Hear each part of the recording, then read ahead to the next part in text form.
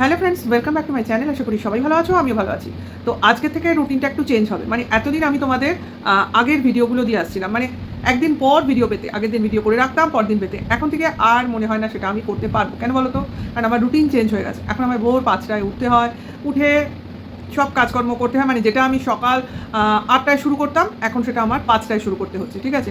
তার জন্য মানে লেট নাইটে আমার ভিডিও করা দেখা কোনোটাই সম্ভব হচ্ছে না। কাজে যা করতে হবে ইনস্ট্যান্ট দেখবো, ইনস্ট্যান্ট করবো, এরকম ব্যাপার। মানে আমি সকালবেলার মধ্যে সমস্ত কাজকর্ম সেরে তারপর ভিডিও করবো, ভিডিও এডিট করবো, ভিডিও পাবলিশ করবো।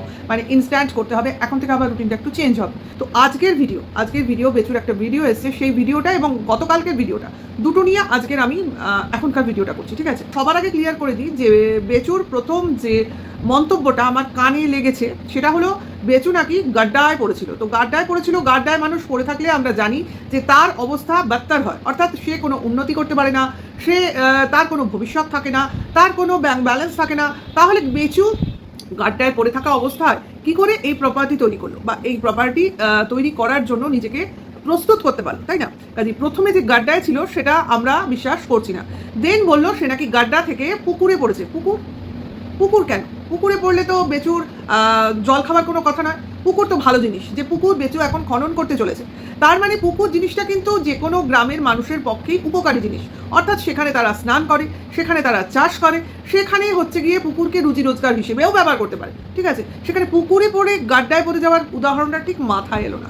দেন পুকুর থেকে নাকি বেচু ঝাঁপ দিয়েছে নদীতে, অর্থাৎ আরেকটু বিশাল পরিসরে বেচু এগিয়ে গেছে। অর্থাৎ বলতে চাইছে যে তার সমস্যাটা ক্রমশ বাড়ছে। এতক্ষণে ব্যাপারটা ক্লিয়ার হলো। গাড্ডাটা বুঝিনি, পুকুরটা বুঝিনি, কিন্তু যখন বেচু বললো নদীতে, তখন খানিকটা ক্লিয়ার হলো। তার মানে হলো বেচুর সমস্যাটা বাড়ছে।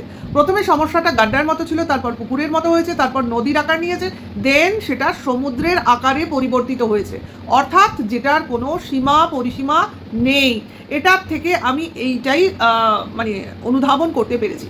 অর্থাৎ বেচুর সমস্যাটা হয়তো প্রথম দিকে সলভ হয়ে গেলেও হয়ে যেতে পারতো, অর্থাৎ সেটা কিনা বোঝার উপায় ছিল। কিন্তু এখন যে পরিস্থিতিতে বেচুর রয়েছে সেটার না কুল আছে না কিনারা আছে, না তার সীমা আছে না তার পরিসীমা আছে। অর্থাৎ টোটালি এখন বিধ্বস্ত অবস্থা বেচু। অর্থাৎ বেচু নিজেও জানে না সে কি অবস্থার মধ্যে রয়েছে, অথচ বেচু তার মধ্যেই ভুল বকছে। সে নাকি অ্যাস্ট্রোলজার। বাবা, আমি ওর প্রোনাউন্সিয়েশন শুনি একরকম, যখন বলি তারপরে সেটাকে সঠিক উচ্চারণ করতে গেলেই আমি ভুলে যাই যে অরিজিনাল প্রোনাউন্সিয়েশনটা কি। অ্যাস্ট্রোলজার, তাই না? বাবা, অ্যাস্ট্রোলাইজার না, থাক, ভুল কথা বলার দরকারই নেই। ও যেটা বলছে তোমরা সেটা ওর মুখেই শুনো ভাই। আমি বলতে গেলে একদিন হয়তো আমি ওই ভাষাতেই কথা বলতে থাকবো, কারণ এটাই কিন্তু তোমার মানে নিয়ম। তুমি যেরকমটা শুনবে প্রতিনিয়ত, তো সেরকমই একসময় বলতে শুরু করে দেবে, জানা সত্ত্বেও, কারণ তোমার মনে তখন কনফিউশনের উদয় হবে। অর্থাৎ তুমি যেটা বলছো সেটা সঠিক, না যেটা শুনছো সেটা সঠিক। বাবা, যাই হোক, তো বাংলাতে চলে আসি ভাই। ইংলিশে আমার যখন এত কনফিউশন, অর্থাৎ বেচু নিজেকে জ্যোতিষী ভাবছে, ঠিক আছে? অর্থাৎ যে কিনা ভবিষ্যৎবাণী করতে পারে। আমরা তো জানি ভগবান ছাড়া ভবিষ্যৎবাণী জ্যোতিষী অনুমান করতে পারে, একদম তার অনুমান সঠিক হবে এমন কথা কিন্তু খুব কম জ্যোতিষী বলে। তবু বলে না, মানুষের কিছু কিছু কথা মিলে যায়। তো সেরকম যদি কোনো জ্যোতিষীর কথা মিলে যায়, তখন তাকে বলা হয় বিশাল ভালো, উনি হাত দেখতে পারেন, পুষ্টি বিচার করতে পারেন। যদিও আমার এই ব্যাপারটায় খুবই কম বিশ্বাস আছে, কিন্তু ওই যে বললাম, কিছু কিছু কারণে, অনেক সময় লোকের কারণে, আত্মীয় স্বজনের কারণে, নিজের বাড়ির লোকের কারণে ওই বিশ্বাসটা দেখাতে হয় তাদের জন্য, আমার নিজের জন্য না, ঠিক আছে? আমরা কর্মে বিশ্বাসী, আমরা ওই ঠিকুজি কুষ্টিতে বিশ্বাসী নই। অর্থাৎ কাজ করব, তার ফল ইনস্ট্যান্ট পাবো, ঠিক আছে? তো বেচু নাকি বলছে, বেচুর মুখ দিয়ে শুনলাম, সে এখন অবধি যা বলছে, মানে এখন তার যা পরিস্থিতি, তাতে সে নাকি ভবিষ্যতে কি হবে সে আগে থেকেই দেখতে পাচ্ছে, জানতে পারছে। এমনকি সে যা বলছে সেটা মিলে যাচ্ছে রে ভাই। এই যে ভাবছিস, এটার থেকে কি তুই কোনো রকম অনুমান করছিস যে ভবিষ্যতে তুই যে সমুদ্রে পড়েছিস তাতে তুই ডুবে যাবি না বেঁচে উঠবি? মানে কি, মানে অ্যাকচুয়ালি সমুদ্রে যে পড়েছিস তাতে কি তুই কোনোদিন খুলে পৌঁছবি না পৌঁছবি না? সারা জীবন ওই সমুদ্রেই ভাসতে ভাসতে একসময় ডুবে গেলেও ডুবে যেতে পারিস। মানে আমি বলছি, তোর ভবিষ্যৎবাণী তোকে কি বলছে সেটা তো ক্লিয়ার কর। তো সেটার সঙ্গে যদি মিলে যায় ভবিষ্যতের কথাটা তোর, তো বুঝবো যে তুই কিছুটা হলেও তোর বোধগম্য হয়েছিল। যাই হোক, সমুদ্রে যে পড়েছিস এবং তোর সমস্যাটা যে বিশাল, সেটা যে তুই বুঝতে পেরেছিস, সেই জন্য ভগবানকে বিশাল বিশাল থ্যাঙ্কস জানাই। যে তোর মাথায় এইটুকু ঢুকেছে যে তোর সামনে সমূহ বিপদ। যাই হোক, তুই একটা নতুন কেস করেছিস শুনলাম, তুই বলেছিলি, একদম বলেছিলি, বিশ্বাস করিনি। হ্যাঁ, যখন টিনুর মুখে শুনলাম তো বিশ্বাস করলাম, অসুবিধা কি আছে, দুজনেই যখন এক কথা বলছিস তখন কথাটা সত্যি ছাড়া মিথ্যা হয় কি করে, তাই না? তো কেস করেছিস শুনলাম, তো ওই তোর ফটোকপি নিয়ে নিশ্চয়ই কেস করেছিস মনে হয়। তো যাই হোক, সেই কপি নিয়ে তুই কতদূর কেসে কি করতে পারিস সেটা তুই জানাবি এক সময়, কারণ তুই আজকের ভিডিওতে বললি যে অনেক ছাড় দেওয়া হয়েছে, এইবারে আর কাউকে ছাড়া নয়, অর্থাৎ সবাইকে দেখে নেব, সবাইকে সবাইকে। সামনে তো একজনই ছিল জানতাম, সবাইটাকে বুঝলাম না। এবং তোকে তোর লিগাল টিম প্রচুর চিঠি পাঠিয়েছে, যেগুলো কিনা তোর দায়িত্ব বিভিন্ন পোস্টে প্রেরণ করা আর কিছু ফটোকপি তৈরি করা। আশ্চর্য ব্যাপার। যাই হোক, বেচু একটা খবর পেলাম, তোর পকেট থেকে নাকি 40-50 হাজার টাকা খরচ হয়েছে। হ্যাঁ, তোর লিগাল টিমই বলেছে লাইভ, কে বলবে বল আমাদের কানে এসে? ভাই শুনে এত কষ্ট হলো, তোদের নিত্যদিন এত কষ্ট, তোদের মাছ মাংস খেতে ইচ্ছা করে না, মানে তোরা নিরামিষ ভালোবাসিস, অথচ মানে কি বলবো, মাছ মাংস দেখলে না খেয়ে থাকতে পারিস না। ছেলেটার যে হোটেলে খেলো, চিকেনটা নিয়ে আসলো, তো সেই চিকেনটা নাকি ছেলেটাই খাবে, তাতেও তোরা ভাগ বসাস, তোরা বাপ, তোরা মা ছেলে, তাহলে ভাব তোরা নাকি আমিষ খেতে ভালোবাসিস না, অথচ সামনে বাচ্চাটাকে খেতে দেখলে তোদের জিভ লাগায়, ঠিক আছে? তো তার জন্য বলছি, তোর 40-50 হাজার টাকা বেরিয়ে গেল, মানে এই খবরটা কি জাস্ট লিক হলো? তো সেই লিকেজ থেকেই বলছি যে তোর এত বড় খরচ খরচা তুই হজম করছিস কি করে? তারপরেও থালা থালা আম খাচ্ছিস, আম তো খেয়ে যাচ্ছিস। একটা কথা তোকে বলি, এটা মানে তুই ধরে নিতে পারিস একটা ফ্রি অফ কস্ট উপদেশ। এই যে পরিমাণ তুই আম খাচ্ছিস এই গরমকালে, আমি যতদূর জানি বেশি আম খেলে কিন্তু খুব ফোড়ার সমস্যা হয়। খুব খারাপ বললাম না মনে হয়? হ্যাঁ, আমি দেখেছি যখন খুব বেশি পরিমাণ আম খায় এবং গরমের কারণে শরীর গরম হয়ে গিয়ে ফোড়ার উপদ্রব বাড়ে। আর বেচুর তো ফোড়া সাড়ে সর্বনাশ হিসেবে মুখেই গজায়, এবং আরও অনেক জায়গায় গজালেও গজাতে পারে, কিন্তু সেটা কথা নয়। কথাটা হচ্ছে তুই জেনেও তুই সেই বিপদের পথেই হাঁটছিস। অর্থাৎ এটাও তোর জ্যোতিষশাস্ত্রেই তোকে জ্ঞান দিয়েছে যে বিপদ জেনেও তুমি এগো, তাতে অসুবিধা কী আছে? বিপদ আসবে, আবার বিপদ কেটে যাবে, অর্থাৎ ফোড়া উৎপন্ন হবে, আবার ফোড়া ফাটিয়ে দেওয়া হবে, এই তো কথা, তাতে কী আছে? তার জন্য কি আমি আমার যে মানে আম খাওয়ার অধিকার সেটা কি ত্যাগ করতে পারি? একদম নয়। যাই হোক, সেটা কথা নয়। কথাটা হচ্ছে যে তোর যা অবস্থা এখন এই মুহূর্তে, ঠিক আছে?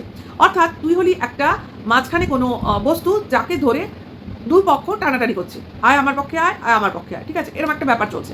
কিন্তু ব্যাপারটা হচ্ছে, যার হাত ধরে তুই বলতে গেলে পুকুর থেকে উঠে, না নর্দমার থেকে উঠে পুকুরে পড়েছিস, ঠিক আছে? হ্যাঁ, এবং আবার বলতে পারিস পুকুর থেকে উঠে নদীতে, আবার নদী থেকে উঠে সাগরে, তো সেই তাকেই তুই মানে দূরে নিক্ষেপণ করার চেষ্টা করছিস, ঠিক আছে?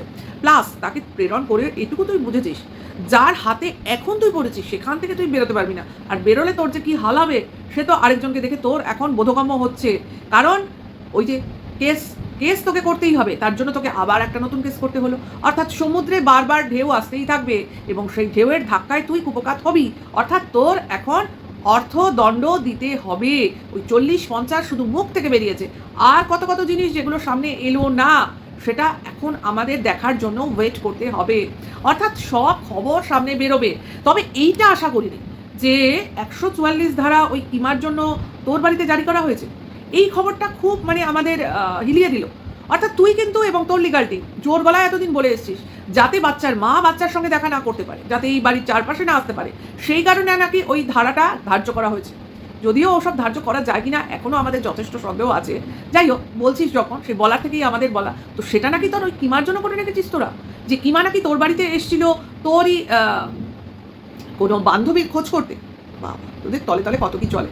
যাই হোক, সেটা কথা না, কিন্তু ব্যাপারটা হচ্ছে যে যখনই কেউ খুব কাছের লোক হয়ে যায় না, তখনই কিন্তু সে অধিকার ফলায়, আর তোর সেটা পছন্দ হয় না। দেখ তোর নিজের দিদি, যে কিনা তোকে তোর সঙ্গে রক্তের সম্পর্ক, সে তোর ভালো করতে চেয়েছিল, তার সঙ্গে তার ভালোও জড়িত ছিল, এটা তো থাকবেই ভাই, কেউ বিনা স্বার্থে কেন তোমার ভালো করতে যাবে? যেখানে তোদের সঙ্গে তোদের দিদির স্বার্থের সম্পর্ক, তোরা নিজের দিদিকে কাছেই রাখতে পারিসনি তোদের নিজের স্বার্থের জন্য, সেখানে তোর দিদি যখন তোদের ভালো করতে যাবে, সেখানে অন্তত তার 60%, 70% ভালো তো লাগতেই হবে, কারণ পার্সেন্টেজটা তার দিকেই বেশি থাকা দরকার। কারণ তোদের থেকে তোর দিদি পেয়েছে, পায় তো নি কিছু, কাজে তারপরে যদি তোদের ভাঙিয়ে খায়, তো সেটা তো তোদের দেওয়াই উচিত। যাই হোক, সেটার জন্য তুই তোর দিদিকে দোষ না দিয়ে তোর বাবা মাকে দোষ দে, কারণ এই গাড্ডায় তোর বাবা মা তোকে ফেলেছে। কাজে গাড্ডার উদাহরণটা আমি দিয়ে দিলাম, গাড্ডাটা কি, ঠিক আছে? এরপরে তোর বিয়ের কারণে তোর দিদি তোর বউকে দেখে প্রচণ্ড খুশি হয়েছিল তো, তার জন্য তার মনে হয়েছিল এইবার এই ফ্যামিলির যদি একটা ব্লগিং তৈরি করা যায়, তাহলে যেমন আমারও উপকার হবে, তেমনি ওদেরও হিলে হয়ে যাবে, পার্সেন্টেজ অফ অ্যামাউন্ট সে পাবে, তাতে তার, আরে ভাই, যারা কিছুই রোজগার করতো না তাদের যদি কিছুটা রোজগার হয় তাহলে তো হিলে হলো, তাই না? তো সেখান থেকে তোর আবার পুকুরে ঝাঁপ দেওয়া হলো। অর্থাৎ এই পুকুরটা কিন্তু সীমাবদ্ধ ছিল, যেটাকে কিন্তু তুই কন্ট্রোল করতে পারতি। অর্থাৎ পুকুরের তোরই কথা হচ্ছে, পুকুরকে ঠিকমতো মেনটেন করতে হয়, পুকুরের জল ঠিকমতো পরিশোধনের ব্যবস্থা রাখতে হয়, ইত্যাদি ইত্যাদি। বা এই গ্রামের ছেলে, আমার জ্ঞান দেওয়ার কী দরকার? তাহলে সেই পুকুরে পড়ে তুই কিন্তু সাঁতার কাটতে পেরেছি, ঠিক আছে। এরপরে যখন তুই বিশাল বিপদে পড়লি, অর্থাৎ পড়েছিস বলে ভাবলি, তখন তুই কি করলি? ওই পুকুর থেকে উঠে একটা নদীতে ঝাঁপ দিলি। অর্থাৎ তোর জীবনে কিমার আগমন হলো। ভাই, কিমা তোকে বাঁচিয়েছিল, হ্যাঁ বাঁচিয়েছিল। এটা দেখ, আমরা কিমাকে অপছন্দ করলেও ওই সময় সে নিজের ভালো করতে চাইলেও, আরে ভাই, সে নিজের ভালো দ্বারাও তোকে একটা ভালো বাবার আখ্যা দিতে চেষ্টা করেছিল। ভাই, সে তোকে ভাঙিয়েই খাক, তোর ফ্যামিলিকে ভাঙিয়ে খাক, তোর ছেলেকে ভাঙিয়ে খাক, তোকে ভাঙিয়ে খাক, তোর বউকে ভাঙিয়ে খাক, পারমিশন তো তুই দিয়েছিলি। কাজে সেখানে তুই জেনে বুঝেই সেই নদীতে ঝাঁপ দিয়েছিলি। এখানে তো কাউকে তুই দোষ দিতে পারিস না যে তোকে ঠেলে ফেলে দিয়েছে, ঠিক আছে। এইবার তুই ওই নদী থেকে বাঁচার জন্য কি করলি? নদী তোকে শেষ পর্যন্ত বইয়ে বইয়ে এনে সাগরে ফেলে দিল, এবং তুই ভাবলি এই সাগরই আমাকে ওই নদীর হাত থেকে বাঁচাতে পারে। তার জন্য তুই সাগরের কথায় চলতে শুরু করে দিলি। আশা করি প্রতিটা স্টেপ আমি সুন্দরভাবে ক্ল্যারিফাই করতে পারলাম।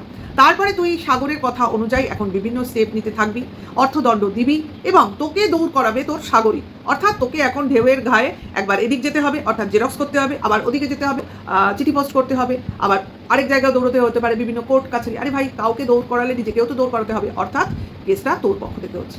যাই হোক, সে যাই কর, রেজাল্টের অপেক্ষা আমরা করব, দেখবো তোর দৌড় কত দূর। কিন্তু কেউ যে সাক্ষী দেওয়ার নেই এখন অবধি, যতদূর আমরা জানি। তো সেই জায়গায় তোরা কি করতে চলেছিস? সাক্ষী কি ভাড়া দিতে চলেছিস? মানে কোনোভাবে প্রলুব্ধ করেও কি সাক্ষীকে কোর্ট অবধি আনতে পারছিস কি পারছিস না? তো এই ব্যাপারে একটা আপডেট অবশ্যই আমাদের দিবি কি? মনে হয় না। ওটা আমাদের কানাঘুষোর মাধ্যমেই জানতে হবে, এবং আস্তে আস্তে সমস্ত ব্যাপারটাই আমাদের সামনে চলে আসবে। ভাই, একটা জিনিস জেনে রাখো, এই ছেলেটা অর্থাৎ বেচু জীবনেও ডিভোর্স দেবে না। ও ডিভোর্স দিতে চাইলেও কেউ ওকে ডিভোর্স দিতে দেবে না, কারণ কেস কেস কেস, অর্থাৎ যত ডেট তত টাকা, এবং তত হাতে রাখা, এই হচ্ছে ব্যাপার। আর সব থেকে বড় কথা, বেচুর একটা তারা রয়েছে, কারণ তোমরা জানো কোনো এক ঝিউ হিউ অমুক রয়েছে।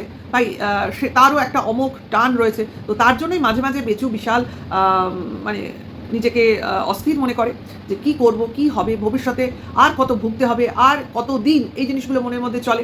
তো সেই দোলাচলের সুযোগ নিয়ে কেউ বেচুকে নানান কেসে ফাঁসিয়ে দিচ্ছে। সোজা কথা, আমার দেখো, এগুলো সমস্তই এগুলো কাল্পনিক চরিত্রের কথা, বা বলো তাদের চরিত্র সম্বন্ধে ভাবনা, সমস্তই কিন্তু আমাদের মনে যায় আর আসে। আসল ঘটনা তো এচু, ভেচু, সাগর, এবং অবশ্যই টিনুর মাধ্যমে আমাদের সামনে চলে আসবে, যেটা তোমরাও দেখবে, আমিও দেখবো। তো সবাই এনজয় করো, এখন এনজয় করো, কিছু করার নেই। কারণ টিনুর লড়াই লড়ছে, ওকে নিয়ে চিন্তার কোনো বিষয় নেই। আজকে আমি বলে দিলাম, কোনো চিন্তার বিষয় নেই, ওর মতো লড়াই করে নেবে। কারণ টিনুর বিয়ে বাড়িতে তোমরা শুনতে পেয়েছো যে ওই জ্ঞাতি গোষ্ঠী, হয়তো কোনো ভাই হবে, বলছে ভাই, ভুল লোককে বিয়ে করার চেয়ে সারা জীবন বিয়ে না করা ভালো। একদম এই কথাটার সঙ্গে আমি 100% সহমত। ভিডিওটা এখানে শেষ করবো, নেক্সট ভিডিওতে আবার দেখা হবে। এখনকার জন্য এইটুকু, টাটা, বাই।